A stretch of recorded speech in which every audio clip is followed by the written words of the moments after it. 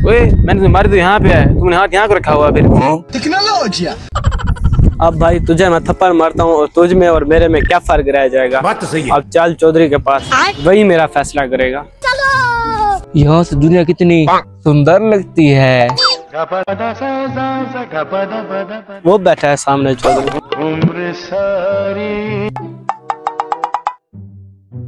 चौधरी साहब। कौन है बे? हाँ भाई, कौन है भाई आप? क्या हो गया भाई? मुझे अब मसला बताओ चौधरी को, मसला क्या मसला है? चौधरी साहब जो आपके पीछे बंदा बैठा है ना, कोई बात भी नहीं थी, खाम खा थप्पड़ मार दिया। तू मरा तूने उस बेचारे को, अब तुझ पर जुर्माना लगेगा। या तो उसको 500 रुपए दे या उससे एक थप्पड़ खा दूं। अच्छा।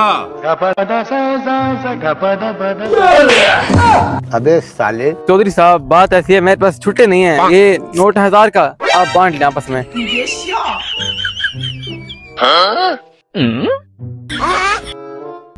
बेटा मेरे पास छुट्टे नहीं है।